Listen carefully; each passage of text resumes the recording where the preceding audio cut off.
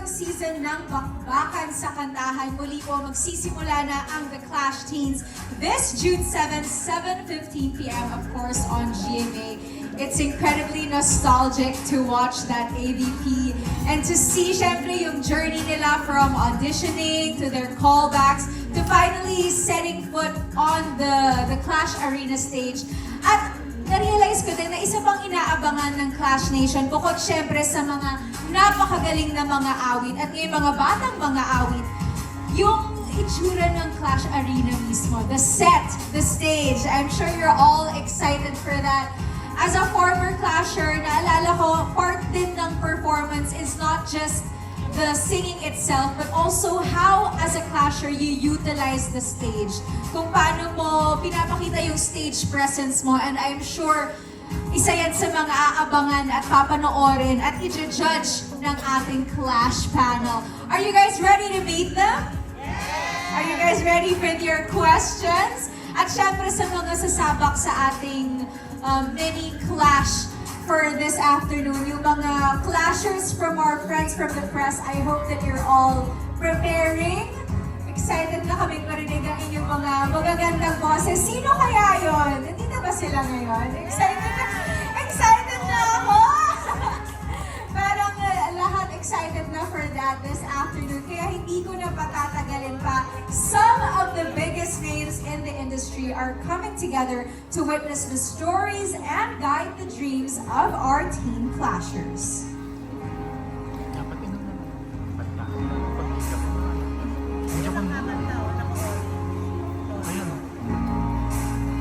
Alright.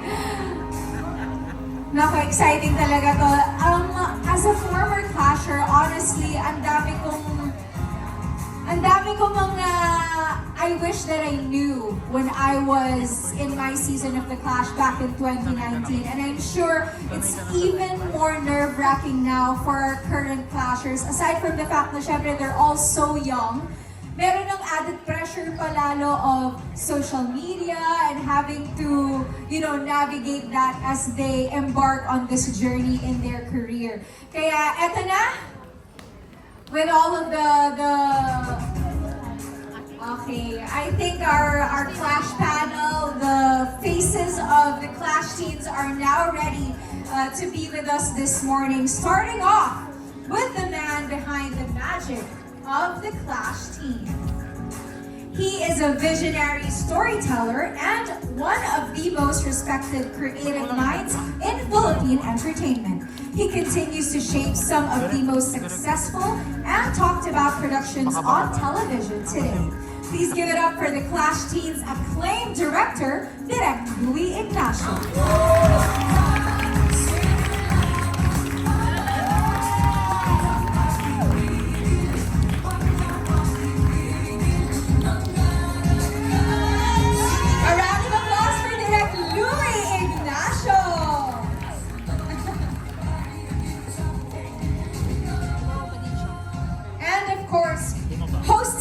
Exciting and nerve-wracking season, make some noise for the Clash Masters. We have award-winning singer, songwriter, performer, and one of the country's most admired artists. She continues to inspire young dreamers with her unmatched talent and heart. Please welcome the one and only Asia's limitless star, Julianne San Jose.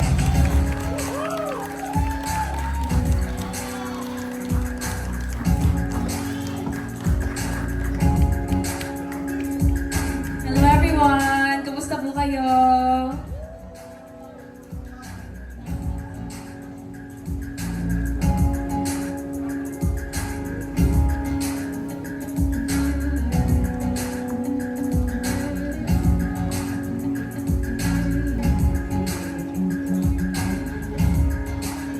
Yes, the very beautiful Ate Jules. And of course, from the dance floor to the concert stage, from acting to hosting, he is the definition of an all-around entertainer. Together with Julianne, he leads the Clash Arena with charisma, excitement, and pure entertainment. Here comes Kapuso Total Heartthrob, Raver Cruz.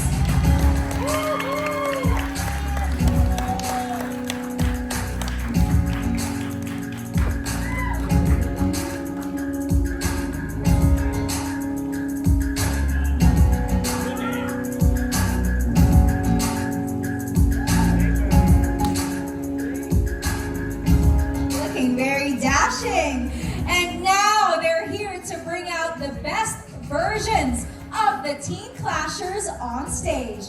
Let us welcome the Clash panel. A voice that has touched hearts not only in the Philippines but across Asia. Known for his timeless hits, incredible stage presence, and undeniable musical excellence, he remains one of the country's most respected performers and mentors. Please welcome Asia's romantic balladeer, Christian Bautista.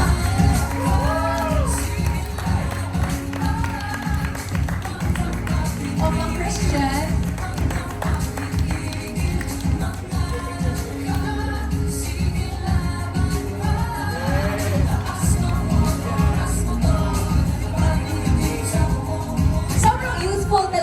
Glow ni Sir Christian. Kahit nung season ko pa, parang ginto na rin yung itsura niya ng time na yun.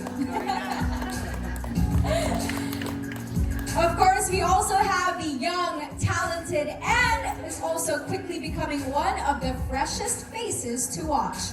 He represents the new generation of artists ready to make their mark. With his charm, passion, and undeniable talent, he continues to win the hearts of fans everywhere he goes. A proud former Clasher and now the Chinito P-pop charmer, BGYO-JL.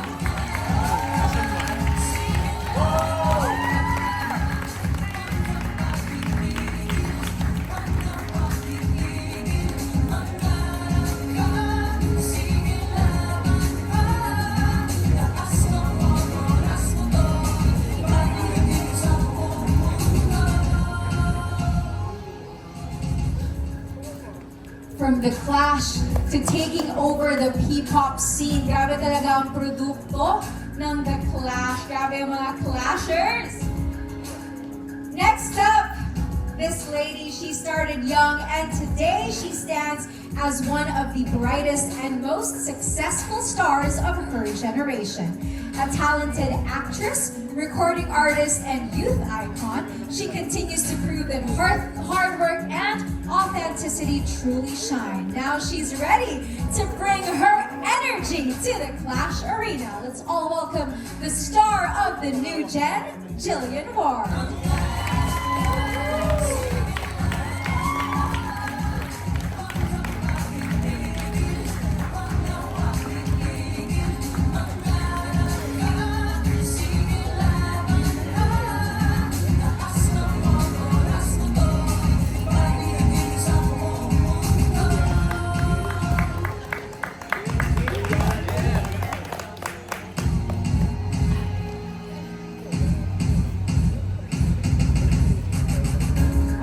Once again, a round of applause, please, for Direct Louie, Julianne, Raymer, Christian, BGYOJL, and Jillian.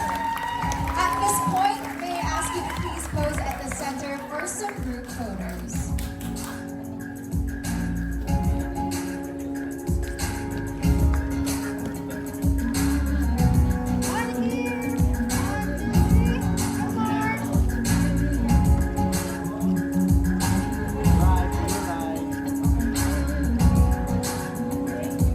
To our friends from the press, please don't forget to use the hashtag #TheClashTeensMediaCon as you post about today's event.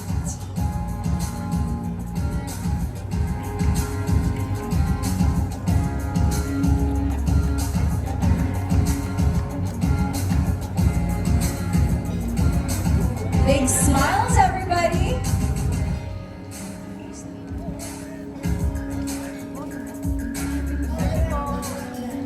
Louie, please join them on stage for more photos.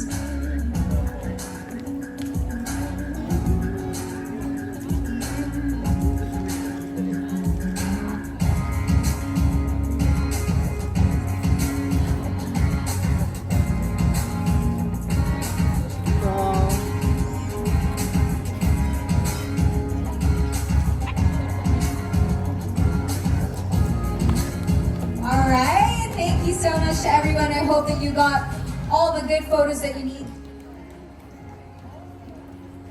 You may now all sit back and relax. Thank you so much, guys.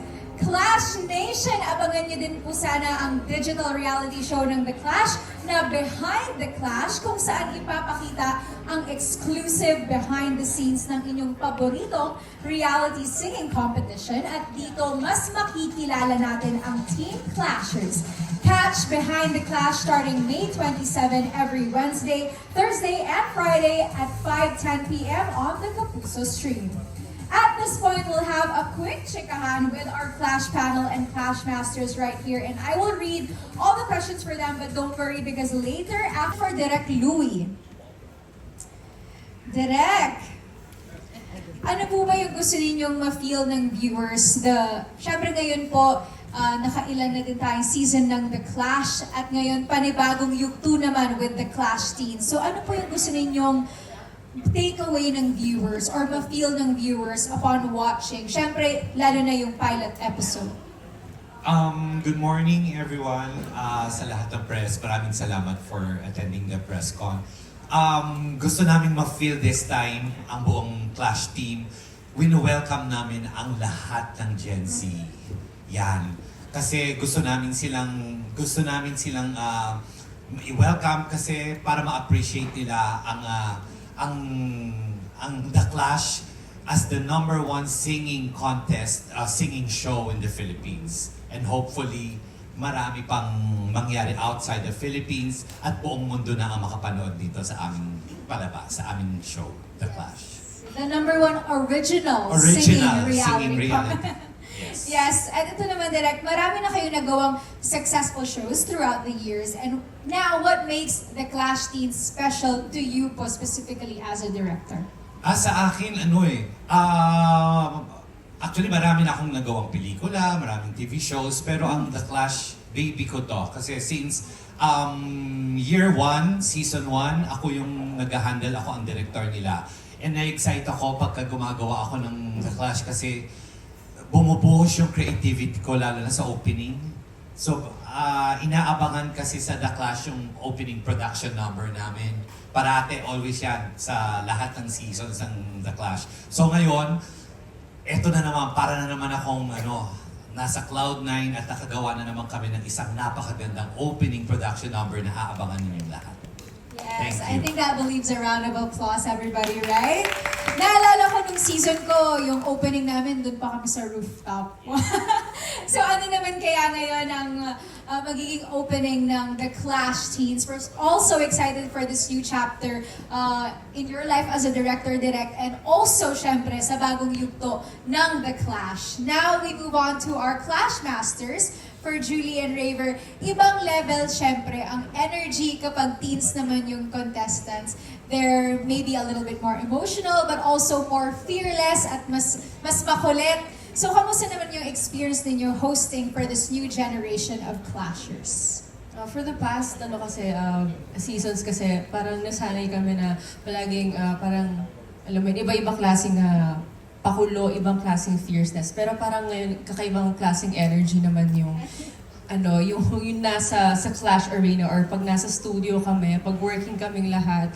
And we feel good about it eh. Parang ibang klaseng energy, sobrang palaban, but at the same time, sila, very jolly, alam mo, very energetic, tsaka talagang parang sobrang career-driven nila. And yun talaga natutuwa kami kasi nag-resonate yon sa performances na ginagawa nila.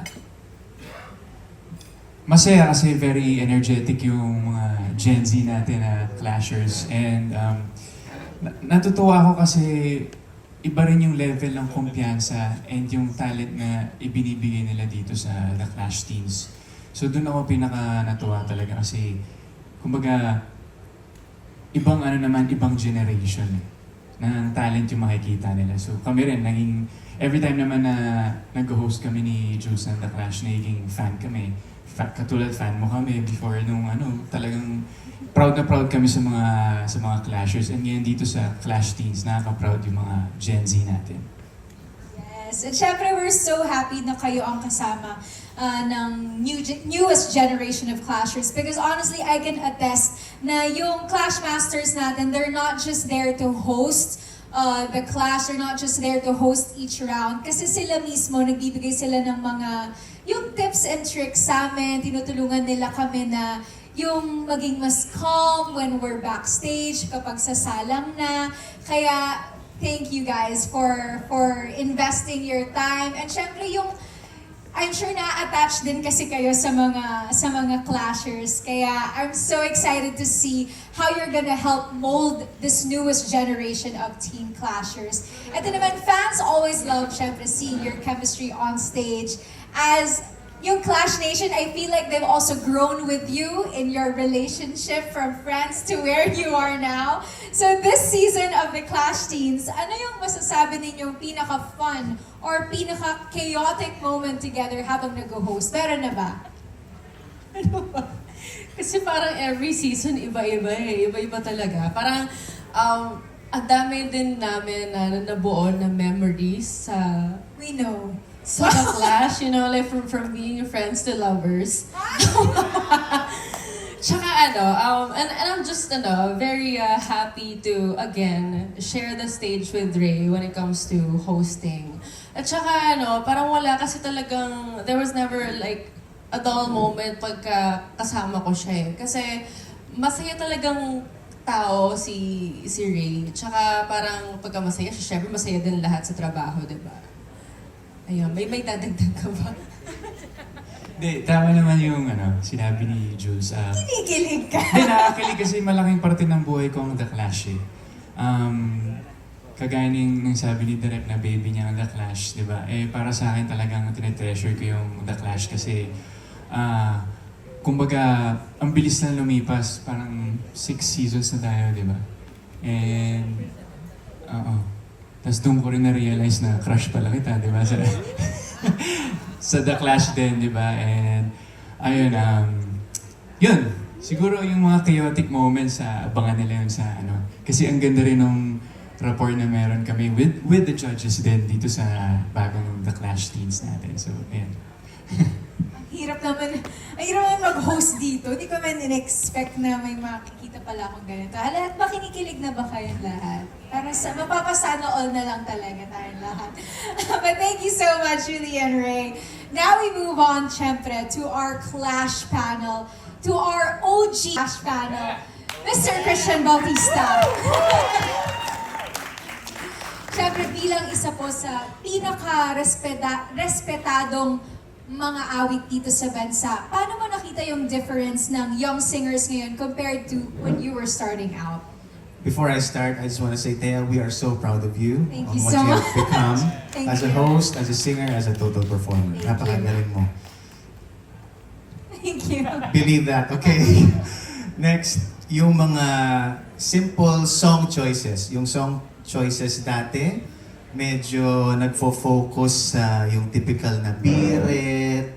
Ang term usually is pang-contest. Ngayon, napaka-experimental ng mga song choices ng generation na ito. Parang mapapaisip kami, wow, bakit niya ito pinili? Kasi talagang kung ano yung feel nila na kantahin that represents who they really are, yun ang ilalabas nila through song. Kaya nakaka-excite talaga yun.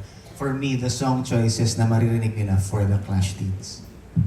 I think it's so beautiful to see the progression of singing contests here in the Philippines. Because I remember also during my season na it was one of my struggles to think of, kasi I don't consider myself as sobrang biritera.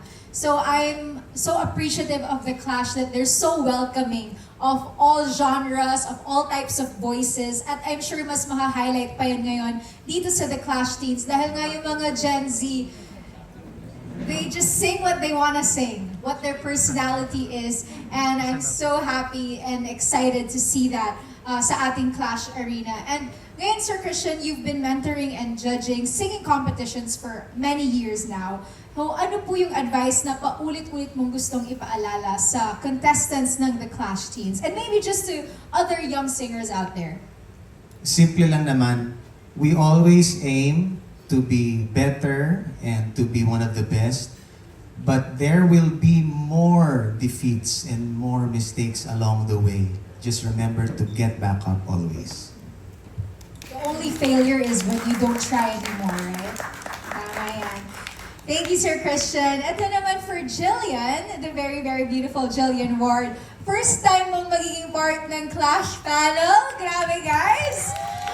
How excited are you to take on this very different and very new role in your career? Especially na magkalapit lang kayo ng age range ng ating mga clashers. Okay, first of all, good afternoon po sa inyong lahat. Thank you so much for making time para po sa amin. Ako, I'm very, very excited talaga. First time kong magja-judge.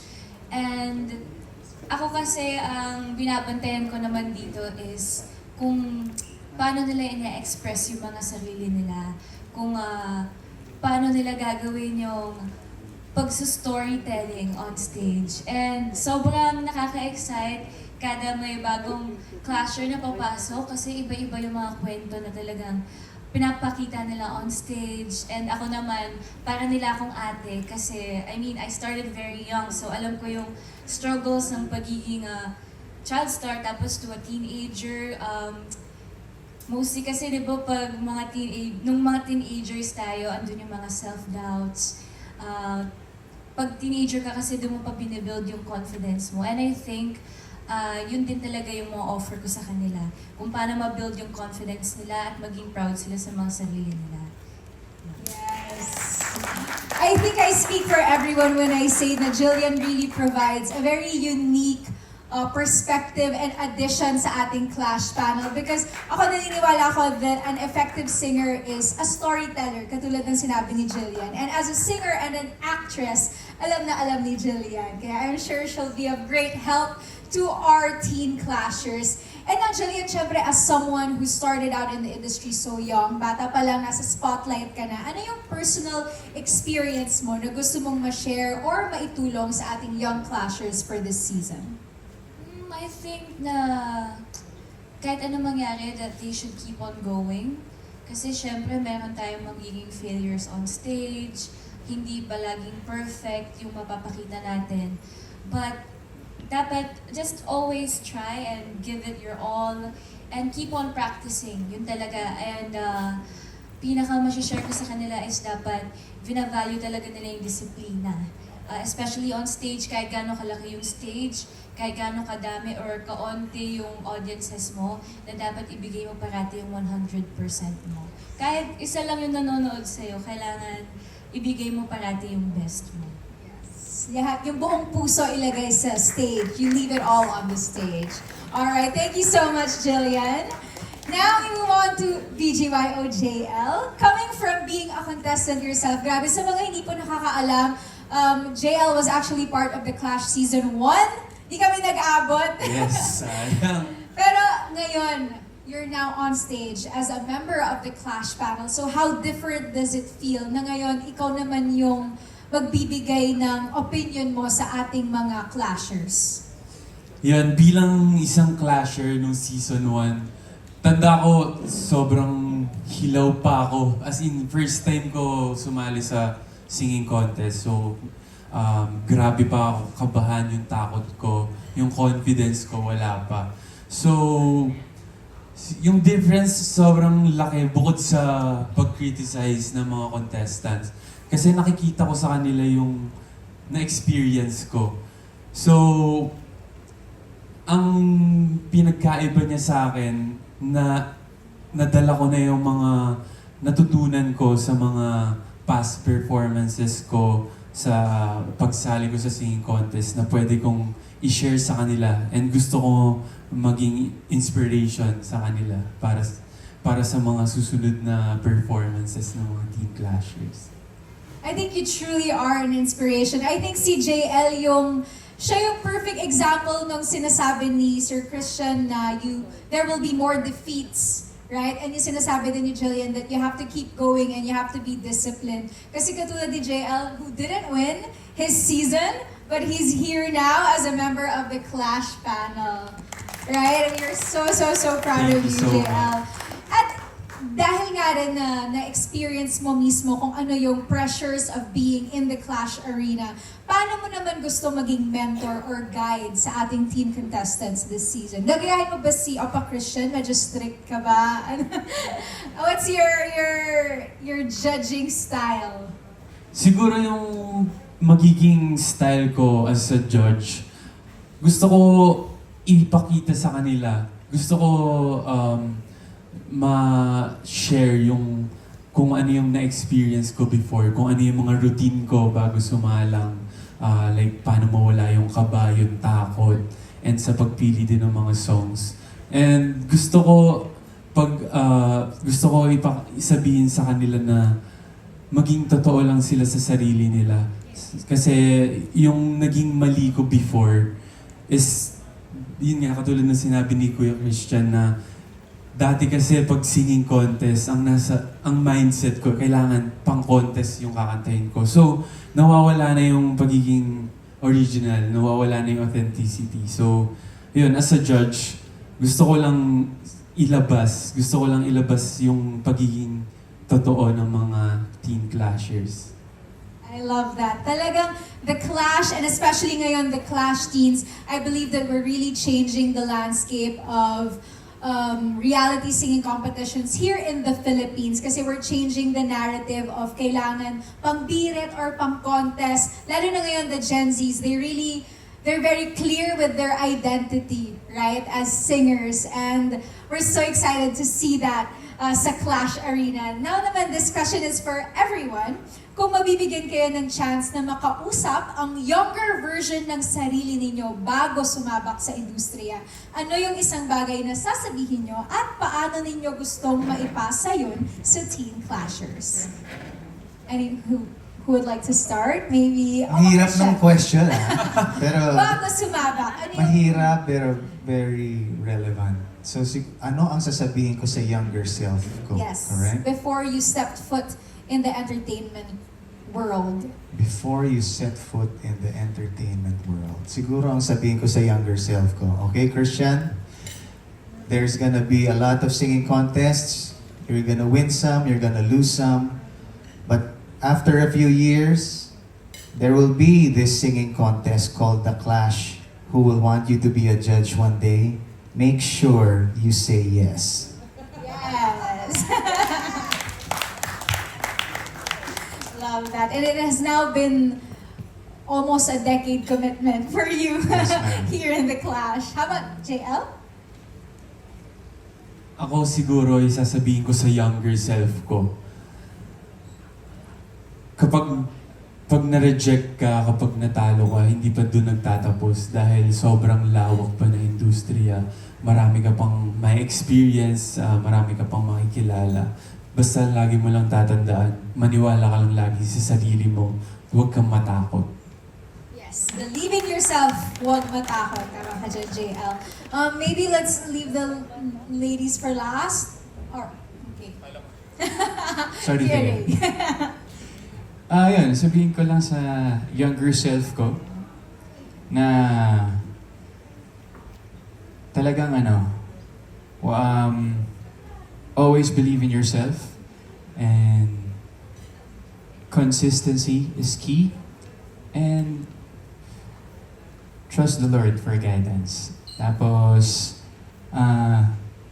balang araw, makikita mo yung mahal mo sa GMA. Lagi diba? talaga siya may ganun, no? Kailangan may singit ka ba? Kailangan talaga ma-mention. Siyempre para mamaya walang away. Hindi naman Okay! Yes, Ate Jules. But also sabi ko sa younger self ko, kahit anong mangyari, tumuloy ka lang. There will be ups and downs. It's gonna be a bumpy ride for sure. Kasi alam naman natin lahat that it's not always rainbows and butterflies. Hindi naman porket na nasa industry ka parang it's all glamour and, being, beautiful or handsome or stuff like that. It's also about working really hard for it and working smart. Just keep going lang. And Yes, trust the Lord, believe in yourself always. Thank you, Miss Julianne. And last but not the least, Jillian. Younger self, I think na to stay committed and keep on learning. You never know, baka mamaya you've got other talents na hindi mo pa na-unlock, na-unlock ko na ngayon. Yes! And kahit may mga tao na sasabi sa'yo na you can't do certain things, na you can't achieve certain things, na nothing is impossible. If you stay committed, you stay grounded, and kapag pure yung intentions mo, life will always be in your favor. And always remember na yung ginagawa mo, yung work mo, yung craft mo, may bigger purpose siya, and that's to inspire other people and be a light to other people. Keep working hard, but also remember na may bigger purpose ang lahat. It's not just about you and about being successful. It's more than that. And ayun lang, enjoy life, stay happy, and always pray. Yeah. I love what Jillian said, na if you have good intentions, life will always be in your favor. And I think the running thread with all of their answers is just to keep going. Parang lahat sila na-mention na maraming defeats, maraming hardships, but you just have to keep going, stay committed, keep learning and growing, and maybe you'll get to where they are now. On the stage as a Clash Masters, Clash Panel. At ngayon naman, maraming salamat syempre sa mga sagot ninyo, napakaganda. I'm sure babaunin yan lahat ng ating Clash Teens. When our friends from the press post about it, once again, please use the hashtag #TheClashTeensMediaCon. And now, I'm giving the floor to our Clash Masters and Clash Panel. Some final parting words from our team, starting with Direk Louie. Or busy na si Direk Louie na mag-direct? Okay, maybe hear from Miss Julianne and Yes, Raver. again, thank you so much everyone for being here. Palakpakan niyo naman po ang inyong mga sarili. Maraming salamat po. The Clash Teens, malapit na malapit ito pong mapanood yan. Kakaibang bakbakan ito sa Clash Arena at ibang competition ito. Kakaibang klaseng energy. It's gonna be fun and very exciting. Ayun, una po maraming salamat po sa inyong oras sa pagpunta dito. And the Clash Teens, malapit na po. Spread the word guys, napakaganda nitong season na to. So maraming salamat po sa inyo and the Clash Teens, malapit na. Yes, please spread the word. At again, salamat sa pleasure ng oras nyo. And sana po mag-enjoy kayo sa aming inihandang programa po para sa inyo. Salamat po.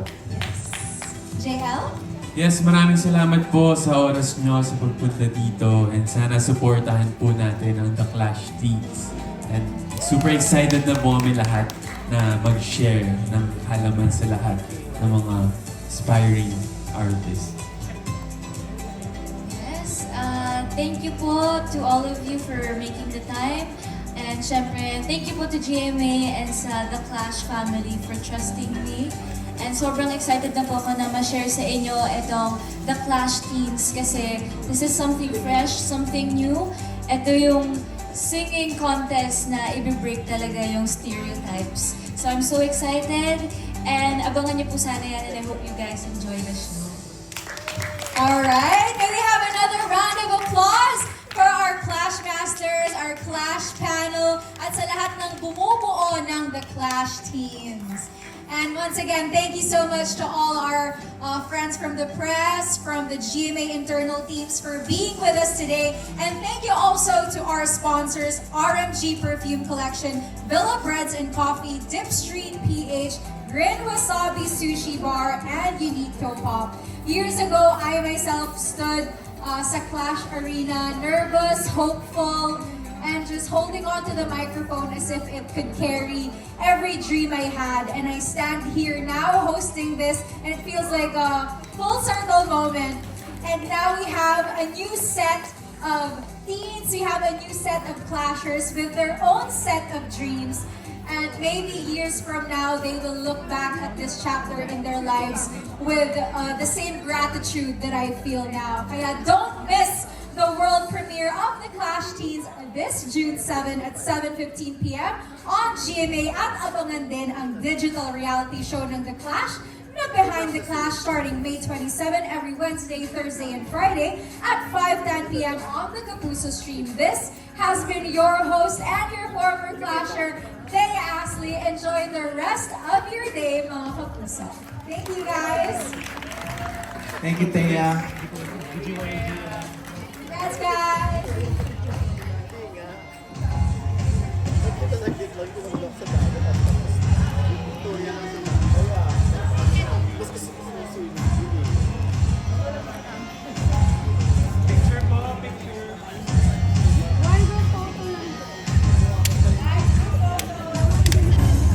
Manalo kang ipagpapalala.